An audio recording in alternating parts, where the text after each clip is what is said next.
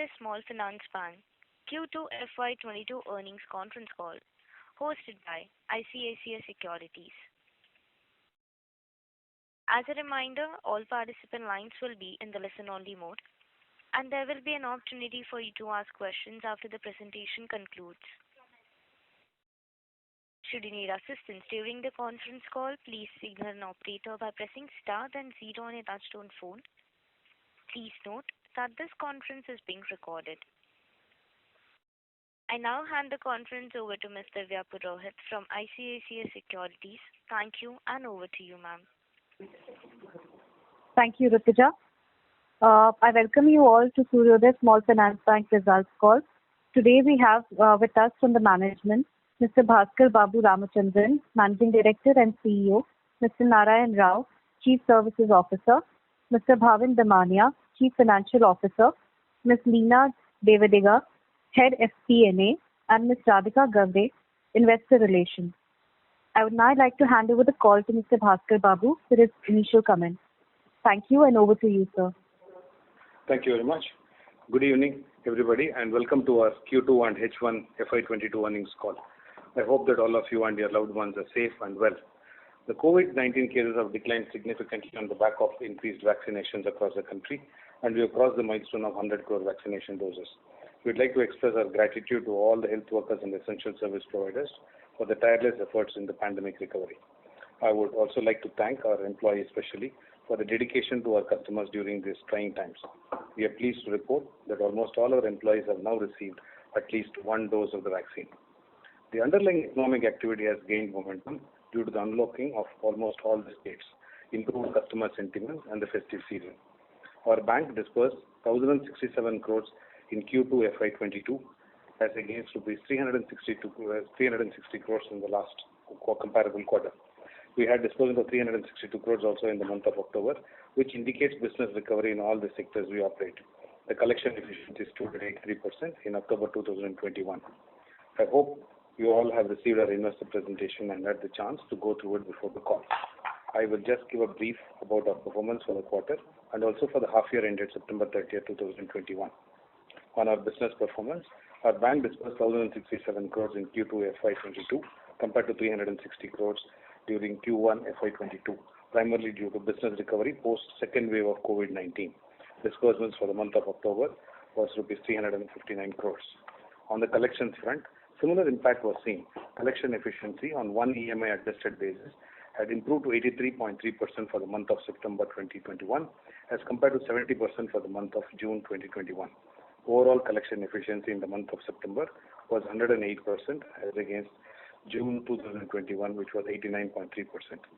Our gross advances grew 20.6% year on year to 4,470 crores as on 30th September 2021. As at the end of September, inclusive finance comprises of 68.3% of the asset book, while affordable home loans, commercial vehicle loans, and secured business loans comprise of 8.2%, 7.7%, and 4% respectively. As market environment improves, we will focus on growing our book in a stable and sustainable manner across product portfolio and geographies. On the deposits and borrowings, our deposits were stable at 3,129 crores as on September 2021. Retail deposits stood at 87.9% of the total deposit as of September 30th, from 85.8% as on 30th of June 2020. The balance comprises of bulk deposits. Furthermore, majority of our bulk deposits are non-callable in nature. As on 30th September 2021, 97% of our bulk deposits are non-callable in nature. Our CASA improved to 18.5% as of 30th September compared to 16.2% as of 30th June 2021, showing steady improvement in line with our strategy. Our borrowings as on end September form 26% of our total liabilities, majority of which, approximately 68%, was from refinancing institutions like SIDBI and NABARD. Our total number of branches stood at 560 as on 30th September 2021 compared to 555 as of June 30th, 2021. The bank has 16.4 lakh customers as on 30th September, of which total asset customers were 14.3 lakhs and total liability customers were 7.5 lakhs. Our GNPA as of 30th of September 2021 is 10.2% compared to the GNPA of 9.5% as of 30th June 2021. Net NPA was stable at 4.5% as of 30th September. Provision coverage as of 30th September was 71%. Our standard asset restructuring book stands at 14% at the end of 30th September, including restructuring done in the current quarter. The collections are improving across the states, which indicate reduction in delinquencies going ahead.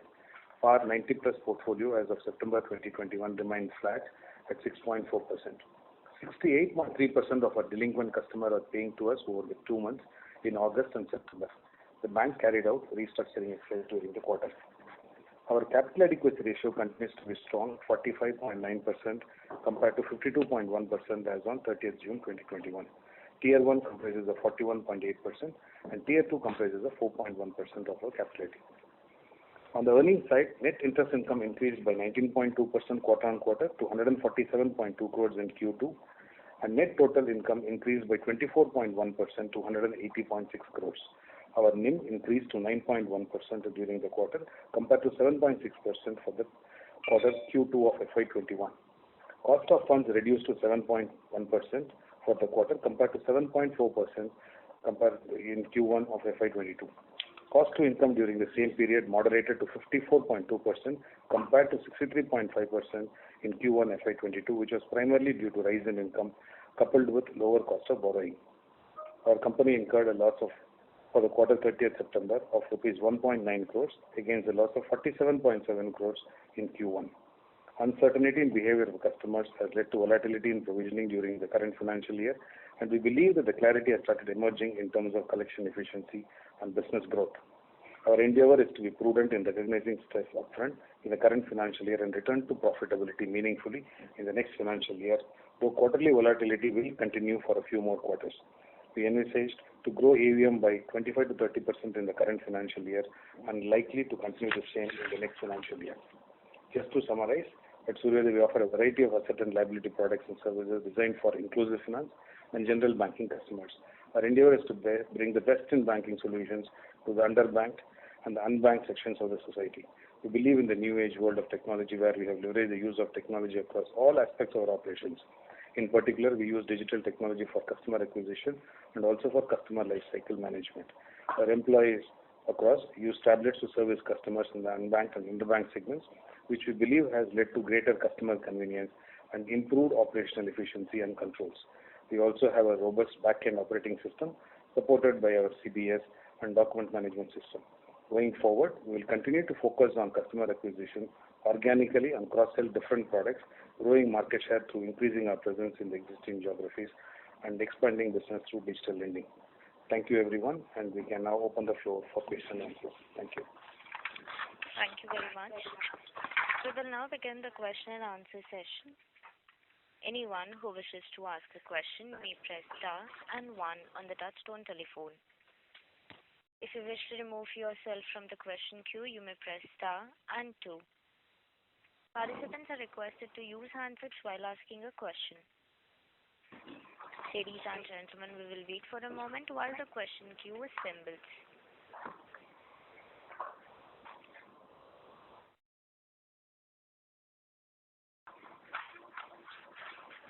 Reminder to the participants, to ask a question, please press star and 1.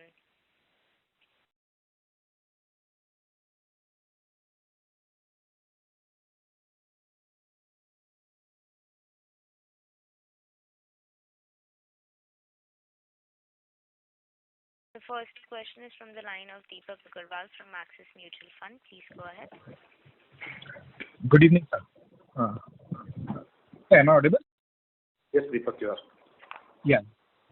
So just wanted to understand your views. So now I think restructuring book all put together is about 17.7% for us.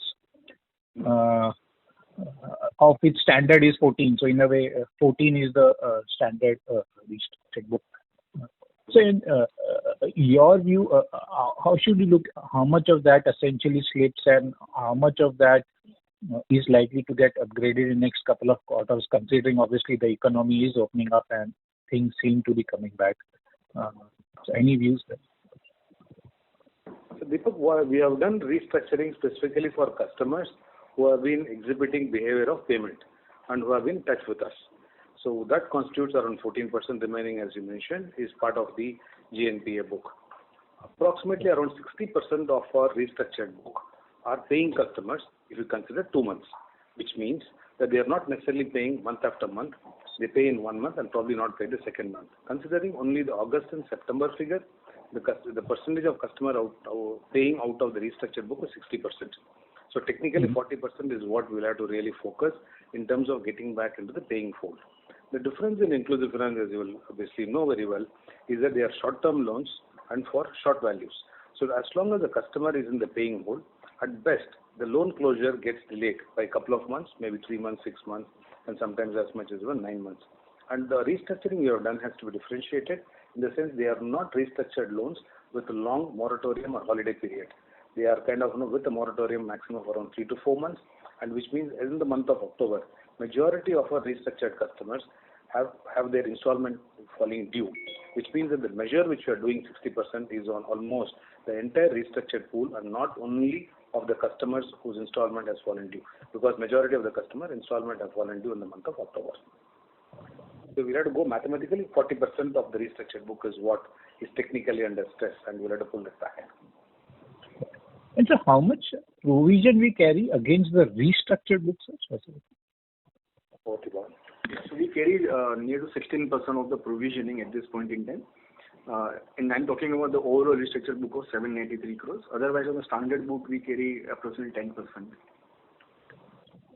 Standard 10% of the book. So essentially, the way to see is 40% of the standard, right, out of the 14%. Versus that, it will look more like. So we have a standard book. Yeah, so we have a standard book which is restructured of 625 crores till date. This is outstanding, including what we did in March and June put together. Against that, we hold nearly 10%, approximately 10% of the provisioning. And if you do 40% of that, then roughly around 250 crores would be under stress. Against that, we are holding nearly 65 crores sort of a provision. Got it. And Bhaskar, so in your views, obviously you did guide that we are looking to grow 25 to 30% for this year as well as next year. So is it fair to say that in terms of the pain and all, it's largely through and things seem to be substantially improving on the ground and hence our confidence to grow much faster from this? So what Deepak would be is COVID 1 and 2 of our approximately 13 lakh customers who were there as on 31st of March 2020, around closer to 6 lakh customers have exhibited a good behavior and continue to be with us is around 4 lakh customers. So what we are growing is in terms of growing on the back of very good, excellent customers who have passed through both COVID 1 and 2 and exhibiting good behavior, as well as acquiring customers who maintain a good track record in the market. And since early on, we recognized what it would be and which was where our GNPA was a little higher than probably what comparables were. So we kind of started focusing on these customers as we identified the problem in terms of getting them back without giving long holiday period, which only kind of pushes the problem down without even us getting an opportunity to recognize it. So on that basis, what we started building up, we are not getting very aggressive, but purely on well-chosen customer base, what we've grown is at approximately 250 to 275 crores is what we are disbursing from on the inclusive finance segment. Rest of the segment like affordable home loan, and we also introduced micro home loan, which is in the segment of 5 to 10 lakhs in our existing customer segment, not necessarily existing customer base, which is a very open kind of market, because even the affordable home loan companies have inched up their ticket sizes to 10 to 11 lakhs. We are kind of growing pretty well on that, and the intent to grow from a current 25 crores per month run rate there in the product to probably closer to around 50 crores run rate by the end of March. Okay. These are long tenor products, and hence the runoffs are lower. So even though our disbursements currently constitute 80% in terms of inclusive finance, they are short tenor products, and the rest of the 20% of the products are long tenor products, and hence the adjustment in terms of the AUM is tilting favorably towards the non-microfinance assets slowly but steadily. Got it. And how should we look at credit cost from here? So obviously, last couple of quarters we have taken a lot of provisions, and in a way, net NPA has been closer to that 4%. So your thoughts there in terms of, do you want to take it down to more like 1-2% in next couple of quarters in terms of the net NPA, or you think a lot of this will get recovered, and hence from here credit cost should start normalizing in second half? As of now, the way we are seeing it is that, which is what internally and as well as you're kind of expressing, is that the next 3 to 4 quarters, at least 3 quarters, would be where we started generating the PPOP profit of around closer to 24 crores in the last quarter, and back on the disbursements momentum that we see, as it kind of grows to 30-35 crores, that would be the cushion for absorbing all the provisioning that we need to do, and that would continue for the next 2 to 3 quarters. And we clearly see an enterprise profit level for FY23, starting probably towards Q3 and Q4. To all the absorption that we need to do probably will happen over the next 3 quarters. Or 4 probably. So if my understanding is correct, so you are saying for next 3 quarters still the credit cost will remain high, but not as high as what we have seen in Q1, right? Yes, it will be. That's why we also said in a kind of description that it will be volatile, and we are recognizing that volatility. But however, the volatility will not exceed the PPOP broadly. Got it. Okay. Great. Thank you so much. Thank you. Thank you. Participants, you may press star and 1 to ask a question now. The next question is from the line of Harshvardhan Agrawal from IDFC Asset Management. Please go ahead. Hi sir, thanks for the opportunity. But just wanted to look back on the earlier question wherein you said that 60% of the Morat book, the restructured book has come for repayment in October. So if you can share some repayment trends in that book. No, Harsh, what you're saying is that almost 90% of the book has come for payment. So talk about 60% of that 90% making payment. Okay, so got it. Whatever the one that does not kind of have their internal kicking is less than 10%. Okay, got it. So that 10% would probably also be coming up for repayments in the month of November or December. Is that correct? That's right. Okay, sure. And so one last thing, I was calculating the repayments number based on the AUM and the disbursement data that you have given for our inclusive finance book.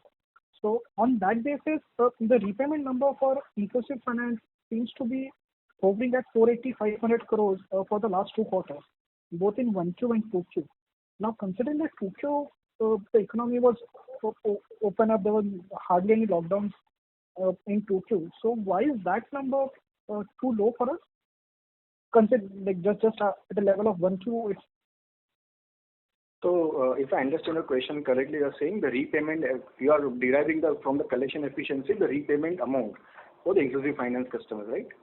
Right. I'm taking the AUM and the disbursement number and balancing it to calculate the repayments number. Okay. See, maybe I will try to answer in a different way. Maybe it will answer your question. So our overall collection efficiency, when you include the areas, etc., is continue to be greater than 100% in the month of the October as well, in the month of the September as well. And so that means the runoffs are higher compared to the billing which we generate during the particular period.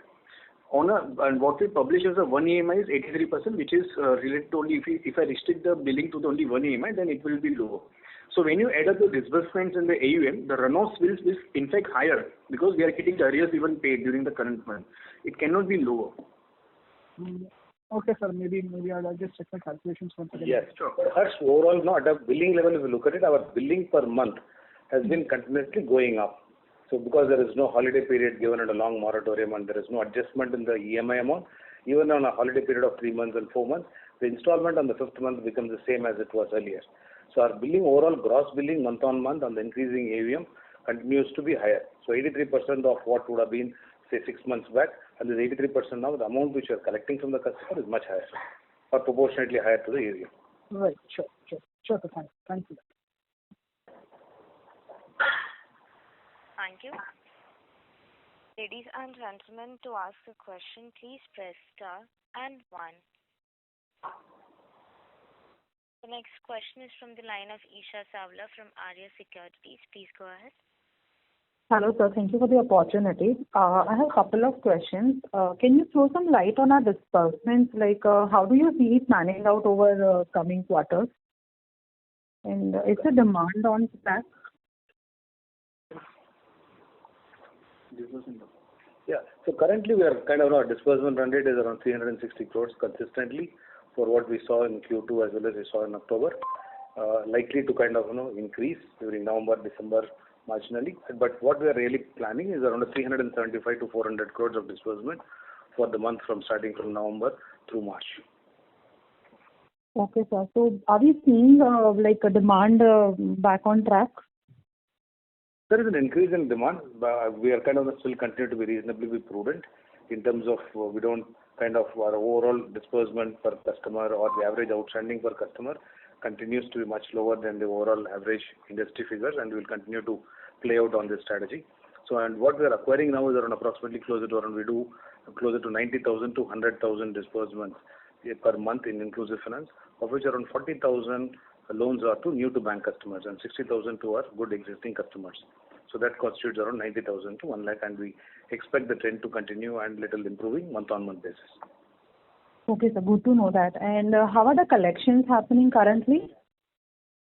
We have disclosed whatever figures we have given 83, but specifically in terms of the new funding, which we call as post-COVID funding, and specifically in the last 1 year, have kind of exhibiting a much better performance than the overall portfolio. Okay, sir. Good to know. Thank you.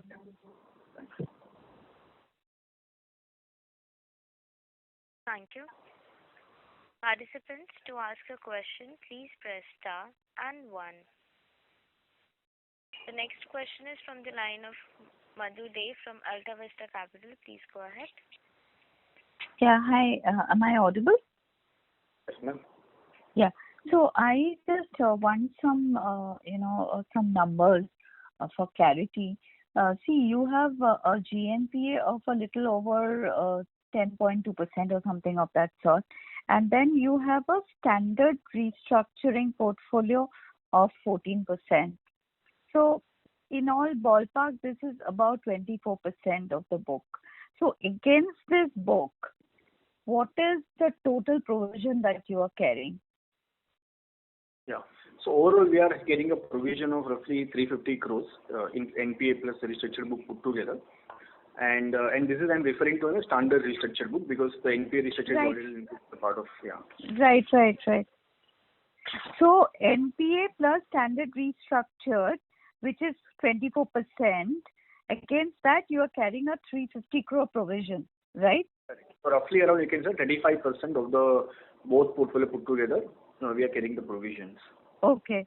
And given the collection trend and given what you are hearing from the ground, from your collection team, what kind of an incremental provision that you would be required to make on this portfolio?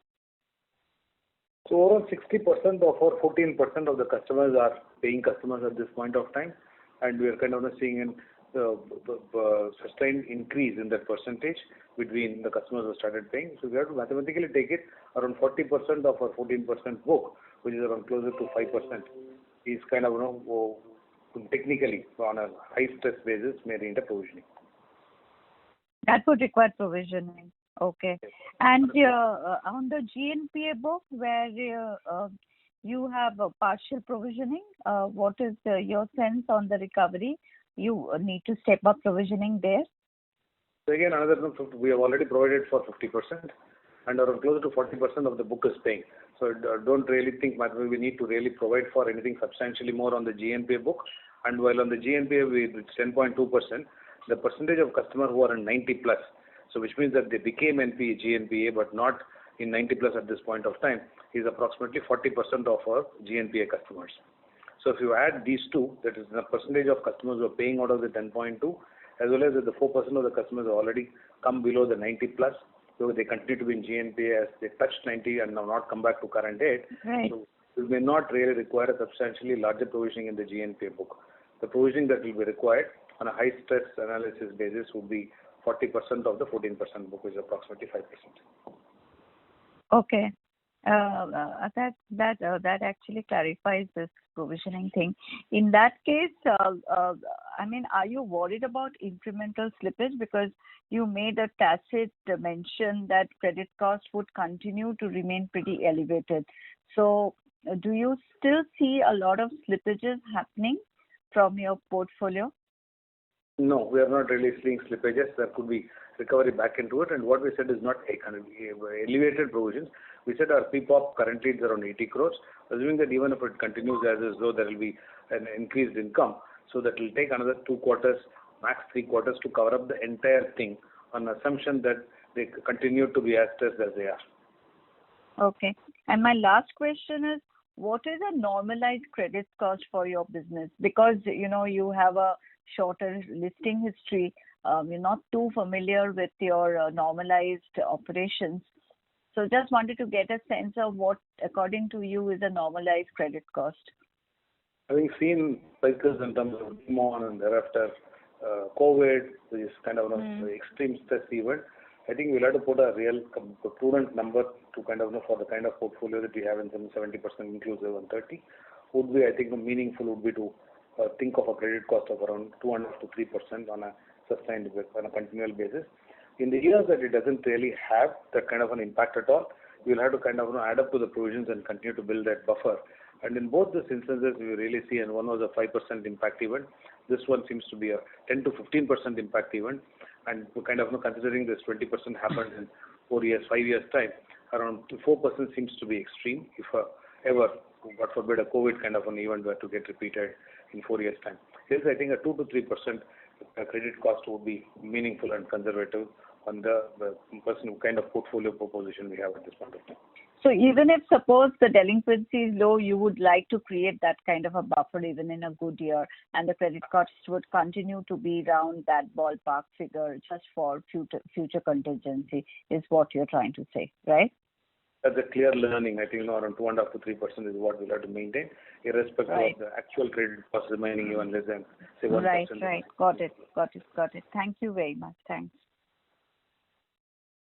Thank you. Participants, you may press star and 1 to ask a question now. The next question is from the line of Nidhi K from MK Advisors. Please go ahead. Hi. Thank you for taking my question. My question is that our NPA numbers, we appear to be a bit on the higher side. I just want to understand if there are any specific steps that we are taking to bring them down. I'll kind of request Bhavan to add a little more. But the fact is that I think as you would have seen that we recognize this early on itself, kind of starting from March and then continue to kind of do it. So while overall the figures out of the credit bureau do really indicate the 30 plus portfolio all the way including 180 plus happens to be around closer to 25 to 30%. So the way we recognize as banks are expected to do is in terms of once account becomes and our customer becomes an NPA, till it comes back to current, even if the customer starts making the payment month-on-month basis, they'll continue to be counted as GNPA customer, and hence it will be calculated as a percentage. The best way to really look at it is that our 90 plus is 6.5% and our GNPA is 10.2%, which means 4% of this GNPA has already paid and come below 90% and 90 plus, but however continues to be tagged as GNPA as the way of recognizing the GNPA in the banking system. And Bhavan, you want to? No, just to add, I think on a comparison basis, even to the peers, I think few of the players have also declared suddenly rather shown a spike into the gross NPA from less than 5% to more than 10% in the current quarter. And while as Bhaskar mentioned, we have already declared that from the December quarter onwards, even though it's a pro forma NPA of more than 9%. So our ratios remain even in the range of 9.5 to 10.2% in the last 3 quarters, which I think most of the other players have started recognizing mainly into the Q2. Thank you, sir. This is helpful. I have one more question. I just want to understand what is the strategy going forward in terms of diversifying the loan book, and where do we see our inclusive finance percentage as a percentage of overall book for 3 years down the line? As mentioned, in terms of JLG, while the disbursement continues to be 75 to 80%, because they are short-term products and the rest of the other products, specifically in terms of affordable home loan and secured business loans, secured against property, business loans, they are long tenors, minimum tenor of around 7 to 10 years. So the portfolio composition purely on this disbursement basis would kind of tilt closer to around 55-45 in a year to 15 months time. So So around 50-50 is what it is likely to kind of come to probably in 18 to 24 months. JLG or inclusive finance done well, except for this extreme event like this, is as I explained in the previous question, is around 2 to 3%. Normalize the basis credit cost if we can do it and structure it. That's the kind of business. But for 3 years in a row, it can be less than 1, and probably one-off event based on history, it could be higher. But on a normalized basis, annual it will be around 2 to 3%. And what this pandemic has really also has given us data is in terms of the good customers who kind of moved both through the COVID 1, 2, continue to be current, have paid, and have not even taken a loan either from us or from the market. That constitutes around 60% of the portfolio that we have. For instance, we don't have 3 lakh of our 13 lakh customers we had as of 31st March who are repaid in full and have moved on. So based on our own analysis and analytics, we're saying that, no, hey, why do we really lose our good customers who have been with us? And for various reasons, either we have not got in touch with them or they have not got in touch, because the focus in the last 18 months shifted more in terms of getting in touch with the customer to collect rather than to do business. So if you put all of those activities together, it's a business which will be profitable, done meaningfully. But the learning out of that is that get to understand the customer far more deeper than understanding them only by the past repayment track record and building a higher loan over and above that. So that segmentation and kind of capturing the profile is what we're really focusing on. And that also becomes now our segment for affordable home loan, which is between 5 to 10 lakhs, small ticket secured business loan, while you don't have a small ticket secured business loan yet. So this is a potential customer segment for these two products. So you don't really need to go out and look for those customers for affordable home loan or small ticket secured business loan, but that requires an intensity of looking at the customer far more deeper than we have done in the past. Thanks, sir. If I have any further questions, I'll get back in the queue. Thank you so much.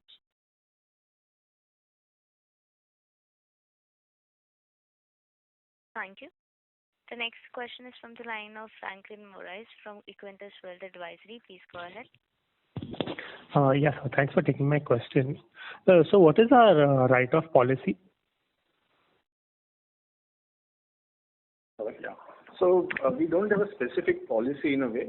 Just for information, for the last nearly more than 2 years, in fact, now we have been doing only technical write-offs rather than the actual write-off. That means the field team still see the customers into their the due sheet every month.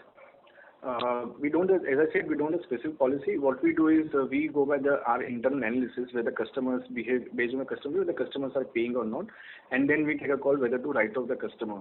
So we don't have any specific policy, unlike other entities where 90 plus, 180 plus are being taken off. We take a call only if the customer's prepayment behavior is completely gone divergent or not paying in a specific period of time. Then only do we write off. So in current quarter, we have not done any kind of a write-off. Till last quarter, we used to do the write-offs again based on the non-payment behavior, repayment behavior of the customers. But on a historical basis, if we see the write-offs which are being done, what would be the average tenure before which we actually write off the loan? In case of natural calamities, if they are not paid for 4 consecutive months as well, you have taken write-off. In terms of Odisha or Tamil Nadu, where you clearly where the customer has not made a payment and not in touch, and kind of it has been a huge natural calamity. But broadly, I think if you have to avoiding for fully is more important, because once written off, it also goes off the radar in terms of collections. So it kind of reduces your GNPA per se, but what it kind of does is that it has got collateral damage in terms of customer going out the radar from a collection point of view. Our focus in terms of adequate provisioning rather than rushing into write-off the loans. And sir, on the restructured book, what would be the moratorium being offered? Max 3 months, and for instance, 90% of the quarter we did restructuring in the last quarter. The installments have commenced either in October or latest in November. Okay. And sir, in terms of the recoverability from these around 25%, in your assessment, what percentage of this could actually be recovered in the next, say about 6 months' time? 60% are paying customers in the 14%. Okay. And as far as the GNPA is concerned, 10% of the customers, 4% are already paying, and or rather are already sub 90 plus, and around close to 35% of the customers are paying in this. So as we kind of explained earlier, the max stress I would really like to compute is in terms of 40% of the 14% book, which is around 5 to 6%. So in terms of your advances, what would be the growth outlook there? We are guided around, look, this year we are likely to end up anywhere between 25 to 30%. As you would see, already we are at 20% in terms of year-on-year growth. Likely at the current run rate, as we are clocking at this point of time, we'll end up with around little higher than 25. We see the same momentum continuing as is for the next year as well as we speak now.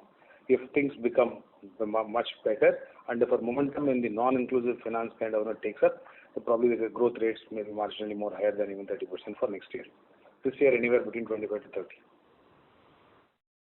Yeah. Thanks a lot. Thank you. Participants, you may press star and one now to ask a question. The next question is from the line of Riya Verma from Purple Box Securities. Please go ahead. Hello. Hi, sir. Thank you for taking my question. I had two questions. Firstly, what are our plans in expanding our branch network? Are we going to venture into new geographies? And are we looking to reduce concentration in the states of Maharashtra and Tamil Nadu? And the second was, in terms of our collection efficiency, are we seeing any stress in terms of COVID-19? And are we seeing any intent issue in non-repayment?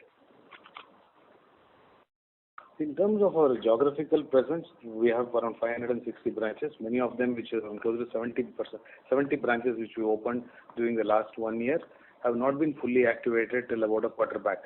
So the focus is in terms of growing this more intensely. The new states which we entered already are Rajasthan and a little deepening into Uttar Pradesh and even Karnataka. We don't have a large presence in Karnataka, though we have been present there for more than 8 years.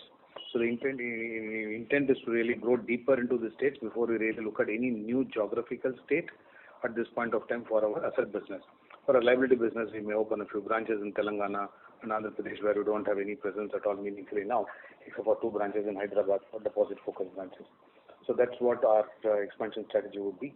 In terms of our reducing the concentration in Maharashtra, Tamil Nadu, we may not grow that substantially, but Maharashtra having seen 2 hits and having stabilized, I probably think that it is a market where if you know the depth of the market, you can actually grow meaningfully there rather than kind of trying to reduce it because of the experience of the last 2 events. Okay, sir. In terms of our collection efficiency, sir? Can you expand on the question? Are we still seeing any intent in non-repayment, intent issue? And is there any COVID-19 related stress?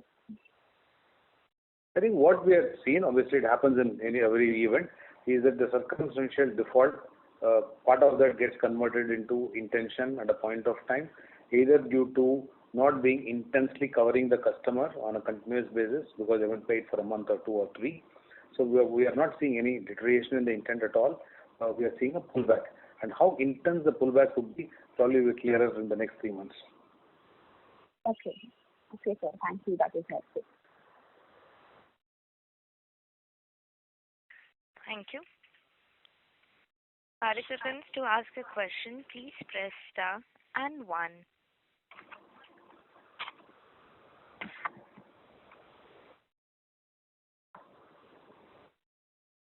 As there are no further questions from the participants, I would now like to hand the conference over to the management for closing comments. Thank you very much for participating in our investor call, and we'll continue to kind of keep you updated. Thank you very much for your support. Thank you. Thank you. On behalf of ICICI Securities, that concludes this conference. Thank you for joining us, and you may now disconnect your lines.